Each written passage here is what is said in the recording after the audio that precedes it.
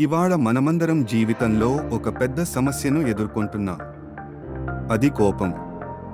మనలో ఎంతమంది కోపాన్ని అదుపులో పెట్టుకోవాలని అనుకుంటున్నా ఒక్కసారిగా విసురుగా పోతుంటాం. అయితే బుద్ధుడు చెప్పిన ఒక గొప్ప కథ మనకు కోపాన్ని ఎలా అదుపులో పెట్టుకోవాలో నేర్పుతుంది.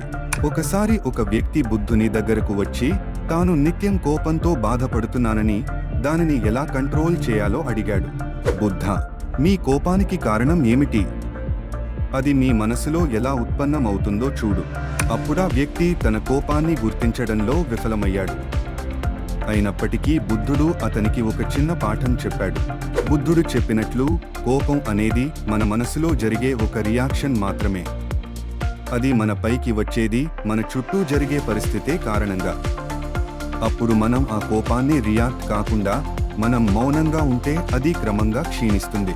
ఆ వ్యక్తి బుద్ధుడిని మరొకసారి అడిగాడు, బుద్ధా, నేను ఎప్పుడు కోపంగా ఉంటానో చెప్పలేను. ఎలా నేను అది వస్తున్నప్పుడు అదుపులో పెట్టగలను? నువ్వు కోపం వస్తుందని గుర్తించే క్షణంలోనే నీ శ్వాస మీద దృష్టి పెట్టు. నీ శ్వాస ఎప్పుడు నిలకడగా ఉంటుంది, నీ మనసు కూడా అదే విధంగా నిలకడగా ఉంటుంది. ఇప్పుడే మనం బుద్ధుని చిట్కాలను మన జీవితాల్లో అమలు చేసుకోవచ్చు. మీరు కోపం వస్తుందనుకున్నప్పుడు ఈ చర్యలు తీసుకోండి. శ్వాసను క్రమబద్ధం చేయడం.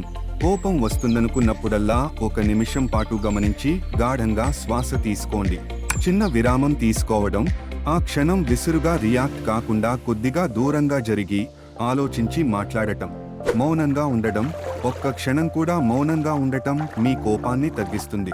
మిత్రులారా, బుద్ధుడి ఈ చిన్న కథ మనకు కోపాన్ని ఎలా సాధించాలో మాత్రమే కాకుండా మనస్సు మీద కూడా ఎంత ప్రాముఖ్యత ఉందో నేర్పిస్తుంది. కోపాన్ని జయించడం అంటే కేవలం మనస్సును అర్థం చేసుకోవడం మాత్రమే కాదు, మన శక్తిని కాపాడుకోవడం కూడా. మరి నేడు మీరేమి చేస్తారు?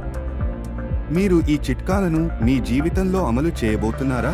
ఈ వీడియో మీకు నచ్చితే లైక్ చేయండి, షేర్ చేయండి, మరియు ఇలాంటి మరిన్ని విలువైన బుద్ధ కథలు తెలుసుకోవాలంటే మా ఛానల్కి సబ్స్క్రైబ్ చేయండి.